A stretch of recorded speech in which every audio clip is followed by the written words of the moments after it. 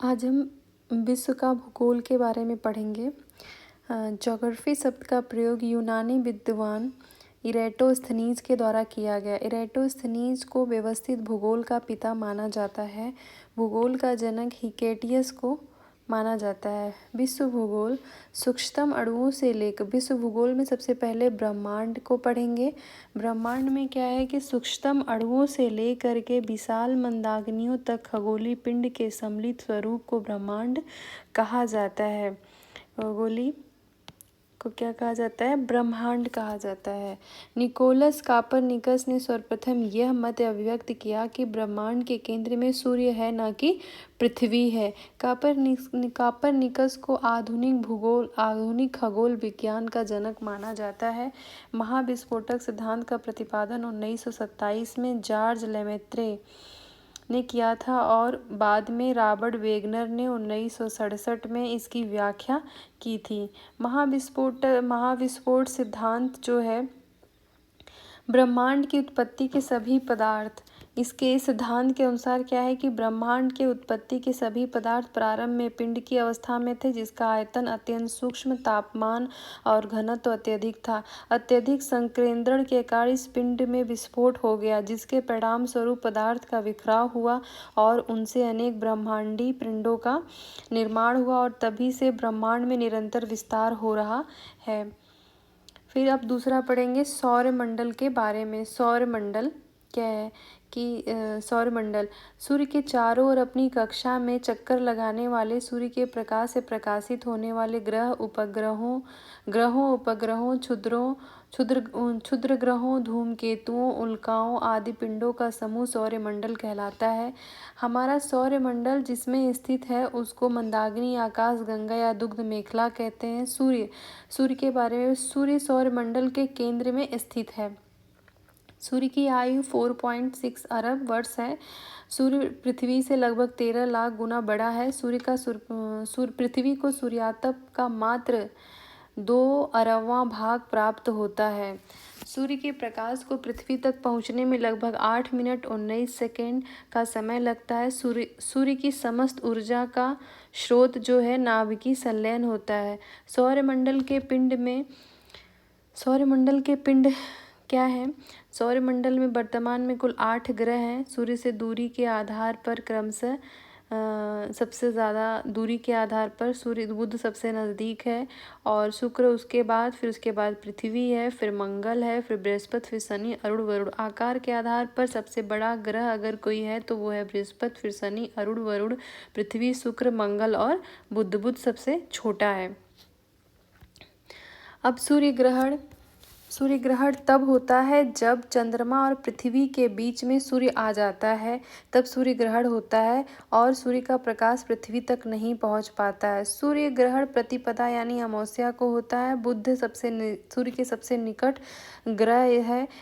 यह सूर्य की परिक्रमा लगभग 88 पृथ्वी दिवस में लगाता है। सौरमंडल का सबसे छोटा ग्रह है जिसके पास कोई उपग्रह नहीं है।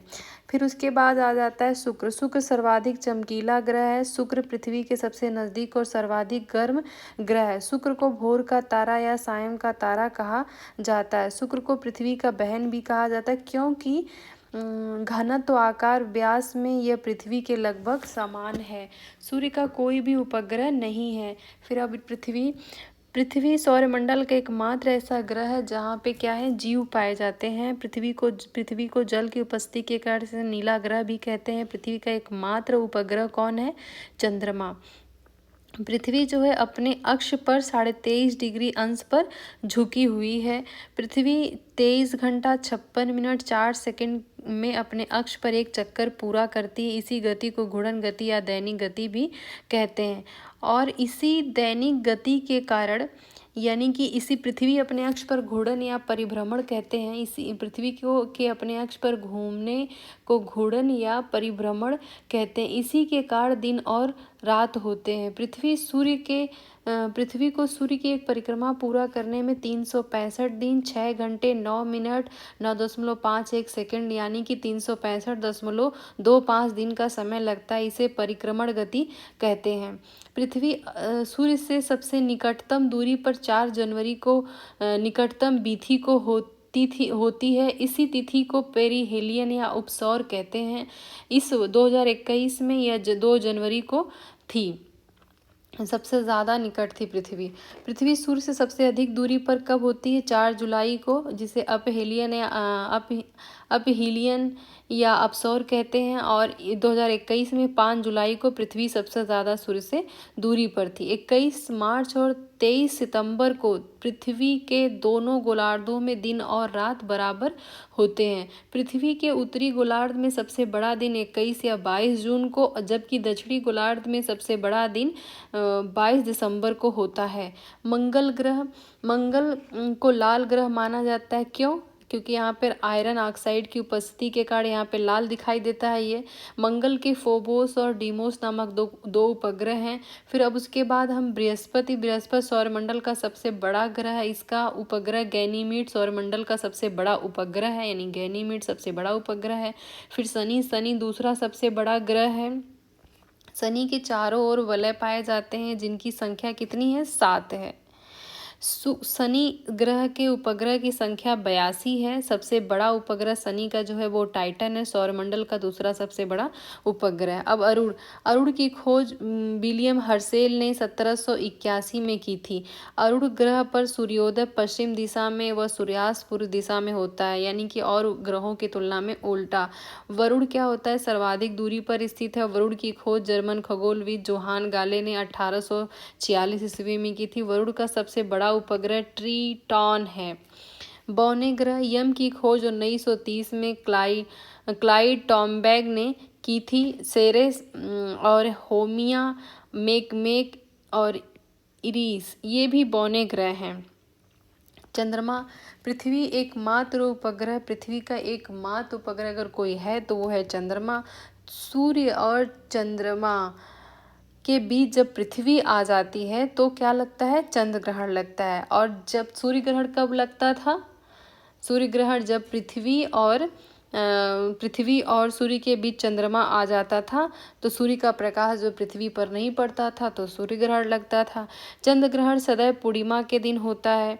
अब सौर मंडल के अन्य पिंडों के बारे में, क्षुद्र ग्रह जिसे एस्ट्रॉइड्स बोलते हैं, बृहस्पति और मंगल ग्रहों के मध्य में अधिकांश क्षुद्र ग्रह या छोटे छोटे ग्रह स्थित हैं। क्षुद्र ग्रह सूर्य की परिक्रमा करते हैं। क्षुद्र ग्रहों के पृथ्वी से टकराने पर पृथ्वी की सतह पर विशाल गर्त का निर्माण हो जाता है। धूमकेतु, जिसको कॉमेट, धूमकेतु सौरमंडलीय निकाय है जो पत्थर, धूल, बर्फ, गैस के बने हुए छोटे खंड होते हैं। और धूमकेतुओं की पूंछ हमेशा सूर्य की विपरीत दिशा में होती है। धूमकेतुओं को पुच्छल तारा कहा जाता है। अब अक्षांश के बारे में पढ़ेंगे। अक्षांश पृथ्वी के ग्लोब पर विषुवत वृत्त से उत्तर या दक्षिण में स्थित किसी स्थान की कोणीय दूरी को हम अक्षांश कहते हैं। अब विषुवत वृत्त पे देखते हैं। जैसे ये 0 डिग्री अक्षांश को भूमध्य रेखा कहते हैं। ठीक है, यहाँ से या किसी ग्लोब पर स्थित विषुवत वृत्त से उत्तर या दक्षिण में किसी भी स्थान से, यहाँ से ले लें, किसी भी स्थान से इन दोनों के बीच जो ये रेखाएं हैं, ये जो एक कोणीय दूरी पे एक रेखा बन रही है, ये जैसे ये सब क्या है? अक्षांश रेखाएं हैं। इनको अक्षांश कहा जाता है। और आपका ये उत्तरी ध्रुव है, आपका ये दक्षिणी ध्रुव है। और फिर उसके बाद पढ़ते हैं आगे। विषुवत रेखा वृत्त के पृथ्वी के ग्लोब पर 0 अंश के अक्षांश को विषुवत रेखा या भूमध्य रेखा कहते हैं। मैंने अभी बताया कि ये जो 0 डिग्री अक्षांश रेखा को भूमध्य रेखा कहते हैं। ये पृथ्वी के ग्लोब पर बीचों बीच में है। 2 अक्षांश रेखाओं के बीच की दूरी 111 किलोमीटर, यानी कि इनके और इनके बीच की दूरी 111 किलोमीटर है। फिर देशांतर रेखा उत्तरी ध्रुव को दक्षिणी ध्रुव से मिलाने वाली काल्पनिक रेखा देशांतर रेखा कहलाती। जैसे ये वाली, ये क्या है? ये सब देशांतर रेखाएं हो जाएंगी। 0 अंश देशांतर रेखा को ग्रीनविच या प्रधान मध्याह्न रेखा कहा जाता है। 0 अंश ग्रीनविच रेखा जो है देशांतर के ठीक विपरीत में 180 डिग्री अक्षांश रेखा होती है। मतलब कि अगर जो ये 0 डिग्री देशांतर रेखा है, इसी के जस्ट इसके पीछे 180 यानी कि दोनों 0 डिग्री और 180 डिग्री दोनों देशांतर रेखाएं एक ही पर होती हैं। इसे अंतरराष्ट्रीय तिथि रेखा के नाम से जाना जाता है। सामान्यतः 1 डिग्री या देशांतर पर 4 मिनट का अंतर होता है। कर्क रेखा विषुवत वृत्त रेखा के उत्तर की ओर 23.5 डिग्री अक्षांश को कर्क रेखा कहा जाता है। मैं मैप में दिखाती हूँ। देखिए, ये है आपका कर्क रेखा। ये कितने पे है? 23.5 डिग्री उत्तर में जो अक्षांश है उसको कर्क रेखा कहते हैं, और 23.5 डिग्री दक्षिणी अक्षांश को हम क्या कहते हैं? मकर रेखा कहते हैं। मकर रेखा मैंने बता दिया। मकर रेखा शून्य अक्षांश और शून्य देशांतर रेखाएं आपस में एक दूसरे को अटलांटिक महासागर में काटती हैं। विषुवत रेखा, कर्क रेखा तथा मकर रेखा तीनों जो है अफ्रीका महाद्वीप से होकर गुजरती हैं। पृथ्वी की आंतरिक संरचना। भूकंपी तरंगों के आधार पर पृथ्वी को 3 परतों में विभाजित किया गया: भूपर्पटी, मेंटल और केंद्रीय भाग। भूपर्पटी जो है इसके बारे में पहले भूपर्पटी तीन भागों में बांटा गया है। एक तो भूपर्पटी जो सबसे ऊपर वाला भाग है, मेंटल जो बीच वाला, केंद्रीय भाग जिसको कोर कहते हैं जो अंदर का भाग है। यह पृथ्वी की सबसे ऊपरी परत है। इसका निर्माण सबसे बड़ी जरूरी है कि बेसाल्ट चट्टानों से इसका निर्माण हुआ है। इसे सियाल परत भी कहा जाता है। सियाल परत में मतलब कि सिलिका और एल्यूमिनियम की प्रधानता होती है, इसलिए इसको सियाल परत भी कहा जाता है जो भूपर्पटी है। अब मेंटल ये मध्य परत होती है। इसकी मोटाई 2900 किलोमीटर है। इसका निर्माण बेसाल्ट चट्टानों से हुआ है, और जो है इसका निर्माण बेसाल्ट चट्टानों से हुआ है। इसे सीमा परत भी कहा जाता है, यानी कि सिलिका और मैग्नीशियम। ये जो थी सबसे ऊपर वाला भाग, ये जो था आपका भूपर्पटी था। इसमें ये क्या थी? ये सियाल थी। ठीक है, सियाल था। और जो इसके बाद जो है, अब देखें, ये आपका कोर है। ठीक है, कोर मेंटल ये आपकी भूपर्पटी हो गई, ये आपकी मेंटल इसके बीच का, ये आपका अंदर का कोर का भाग है। ये कोर का भाग है, ये मेंटल है आपका। तो मेंटल में कौन कौन सी है? सिलिका यानी मैग्नीशियम और सिलिका की प्रधानता है। सीमा इसको क्या कहते हैं? इसको सीमा कहते हैं। केंद्रीय भाग या कोर। पृथ्वी का केंद्रीय भाग निकेल या फेरियम से बना है। निकेल और फेरियम से बना है, ये याद करने वाला चीज़ है। पृथ्वी का औसत घनत्व 5.5 ग्राम पर घन सेंटीमीटर होता है। पृथ्वी के नीचे जाने पर 32 मीटर की गहराई पर 1 डिग्री सेंटीग्रेड टेम्परेचर बढ़ता है। मतलब पृथ्वी के अंदर जितना हम गहराई पे अंदर जाते जाएंगे, हर 32 मीटर पर 1-1 डिग्री टेम्परेचर बढ़ता जाएगा। पृथ्वी के बाह्य सतह को निम्न भागों में बांटा जा सकता है, जैसे स्थल मंडल, जल मंडल और वायुमंडल और जैवमंडल। बाह्य सतह को जो ऊपर का सबसे ऊपरी भाग है। फिर उसके बाद स्थल मंडल, चौथा स्थल मंडल को पढ़ेंगे। पृथ्वी के संपूर्ण वायु परत को स्थल मंडल कहा जाता है। स्थल मंडल की अधिकतम ऊंचाई माउंट एवरेस्ट जैसे माउंट एवरेस्ट की ऊंचाई कितनी? 8,848 मीटर। वर्तमान में कितनी नापी गई है? 8,848.86 मीटर। तथा अधिकतम गहराई मेरियाना गर्त, मतलब कि जो ये पृथ्वी का सबसे मतलब ऊपर का भाग है, 3D में दिखने में तो पता चलता है, तो सबसे ऊपर भाग पड़ेगा। मतलब सबसे ऊपर ये जो है आपकी माउंट एवरेस्ट जो है 8,848.86। ठीक है, और गहराई जो नीचे का सबसे गहराई में मेरियाना गर्त 11,033 मीटर की गहराई है। पृथ्वी के धरातल पर लगभग 70.8 भाग पर जल और 29.2 भाग पर स्थल का विस्तार है। मैं इसको मैप में भी बताऊंगी, फिलहाल अभी इसको पढ़ लेते हैं कंसेप्ट, पहले जान लेते हैं फैक्ट। चट्टान। पृथ्वी की बाह्य परत पर मिलने वाले कठोर पदार्थों को शैल या चट्टान कहते हैं। चट्टानों की उत्पत्ति के आधार पर 3 भागों में विभाजित किया गया। एक आग्नेय शैल, अवसादी शैल और रूपांतरित शैल। आग्नेय शैल क्या है? आग्नेय शैल जो है मैग्मा और लावा के जमने से आग्नेय शैल का निर्माण होता है। जब ज्वालामुखी फूटती है ना, तो ज्वालामुखी से मैग्मा और लावा निकलता है, वो जब जाके परत पे जमता है तो उसे आग्नेय शैल का निर्माण होता है। आग्नेय चट्टानों को प्राथमिक शैल भी कहा जाता है। और इसमें क्या क्या होता है? ये चट्टानें, जैसे आग्नेय शैल के उदाहरण कौन कौन से हैं? Basalt, granite, peg pegma pegmatite और डायोराइट गैम्ब्रो। कौन कौन? Basalt, granite, pegmatite, diorite, gabbro. ये सब आग्नेय शैल के उदाहरण, आग्नेय चट्टान के उदाहरण है। अवसादी चट्टानों का निर्माण या अवसादी शैल का निर्माण कैसे होता है? इनका निर्माण शैलों के क्षरण से प्राप्त अवसादों के लगातार जमा होते रहने से परतों के रूप में होता है। अवसादी शैल जो है वो परतदार होती हैं। अवसादी शैलों में वनस्पति और जीव जंतुओं का जीवाश्म पाया जाता है। अवसादी शैलों में खनिज तेल भी पाए जाते हैं। बलुआ पत्थर। अब अवसादी शैल के उदाहरण में कौन कौन? ये सबसे ज़्यादा जरूरी कि अवसादी शैल हैं कौन कौन सी? जैसे बलुआ पत्थर, चूना पत्थर, नमक की चट्टान आदि जो है ये अवसादी शैल के उदाहरण है। रूपांतरित शैल क्या है? रासायनिक क्रियाओं, ताप, दाब आदि के कारण आग्नेय और अवसादी शैलों के स्वरूप में परिवर्तन हो जाता है, जिसे रूपांतरित अथवा कायांतरित शैल कहा जाता है।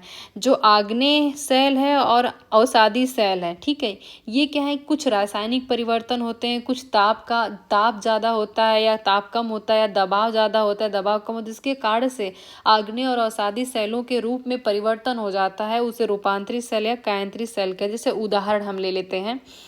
रूपांतरित शैल स्लेट, सिस्ट, संगमरमर, क्वार्टजाइट, फाइलाइट और नीस रूपांतरित शैलों के उदाहरण हैं। क्या क्या? स्लेट, सिस्ट, संगमरमर, क्वार्टजाइट, फाइलाइट और नीस रूपांतरित शैलों के उदाहरण हैं।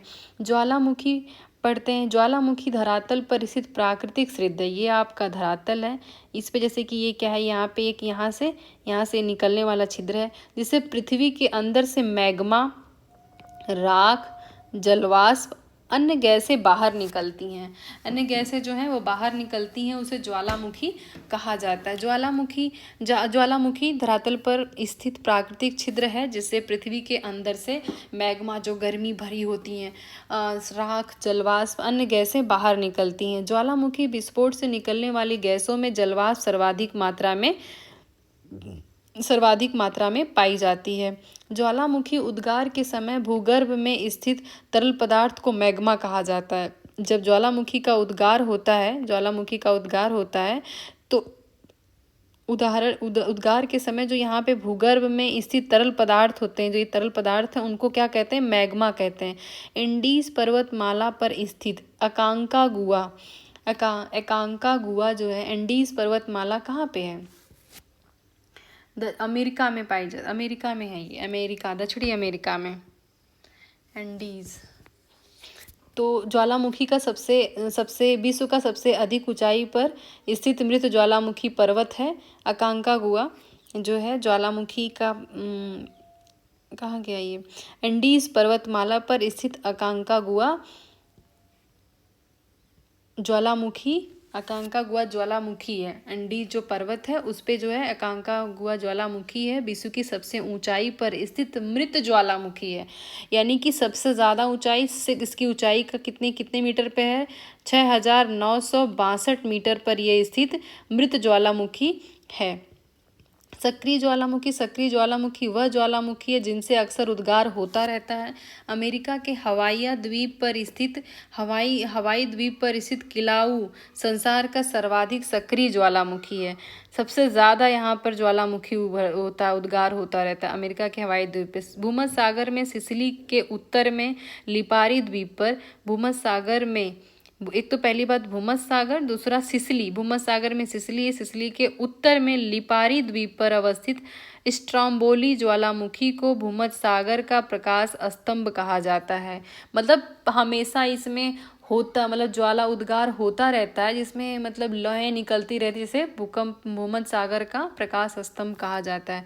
प्रसुप्त ज्वालामुखी वे ज्वालामुखी हैं जिनमें पिछले कुछ समय से उद्गार हुआ ही नहीं, लेकिन भविष्य में उद्गार होने की संभावना है। संयुक्त राज्य अमेरिका का माउंट सेंट हेलेंस प्रसुप्त ज्वालामुखी है। संयुक्त राज्य अमेरिका का माउंट सेंट हेलेंस प्रसुप्त ज्वालामुखी है।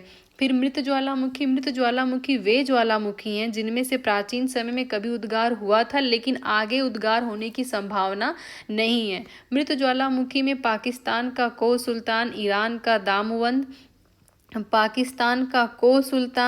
और ईरान का दामवंद, म्यांमार का पोपा, अफ्रीका का कुलाल और किलिमंजारो इक्वाडोर का चिम्बराजो इक्वाडोर का चिम्बराजो। अब फिर से इसको याद करते हैं। मृत ज्वालामुखी कौन कौन से हैं? पाकिस्तान का कोह सुल्तान, ईरान का दामवंद, म्यांमार का पोपा, अफ्रीका का कुलाल और किलिमंजारो। 2 अफ्रीका के कौन कौन है? कुलाल और किलिमंजारो। इक्वाडोर का चिम्बराजो आदि प्रमुख मृत ज्वालामुखी हैं। प्रशांत महासागर के तटीय भागों में सर्वाधिक संख्या में सक्रिय ज्वालामुखी पाए जाने के कारण इस क्षेत्र को अग्निवलय कहा जाता है। मतलब प्रशांत महासागर के तटीय भाग जो हैं, जो जितने भी तटीय भाग हैं प्रशांत महासागर से लगे हुए, वहाँ पर सबसे ज़्यादा ज्वालामुखी उद्गार होता है, जिसके कारण से उसे अग्निवलय का क्षेत्र कहा जाता है। भूकंप के बारे में पढ़ते हैं। भूकंप क्या है कि पृथ्वी के आंतरिक हलचलों के माध्यम से धरातल पर होने वाले कंपन को भूकंप कहते हैं। पृथ्वी के अंदर जो हलचल हो रही है, इससे क्या होता है, धरातल पे जो कंपन हो रही है उसको क्या कहते हैं? भूकंप कहते हैं।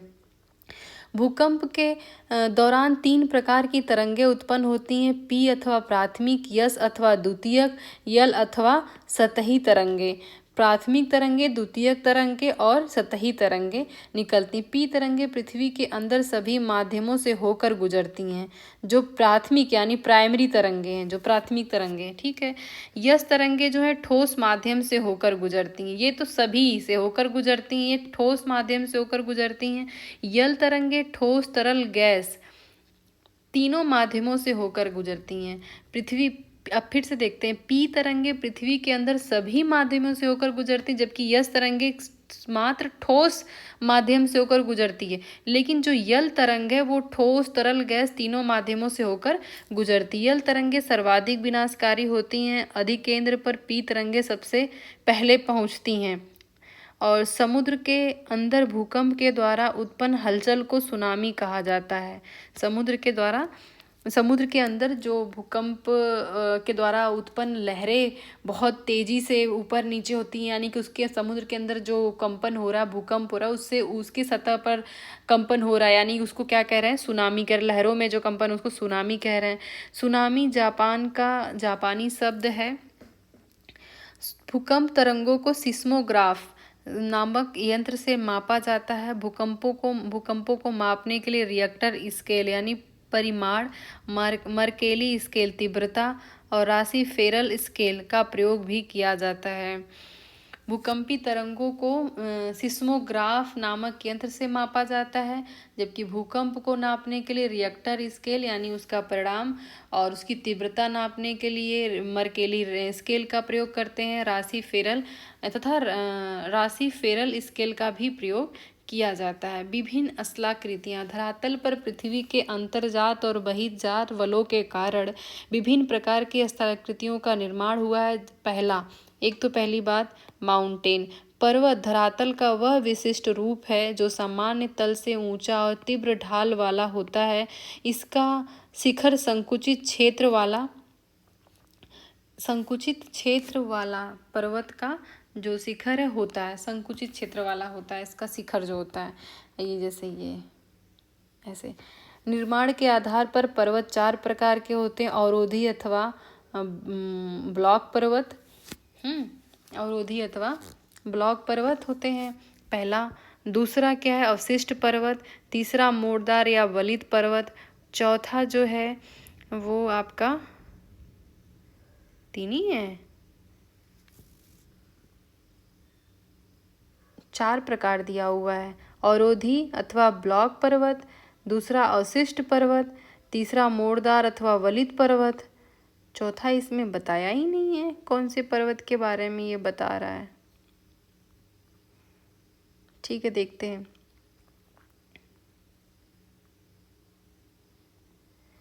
अवरोधी अथवा ब्लॉक पर्वत का निर्माण तनाव अथवा खिंचाव की शक्तियों के कारण होता है।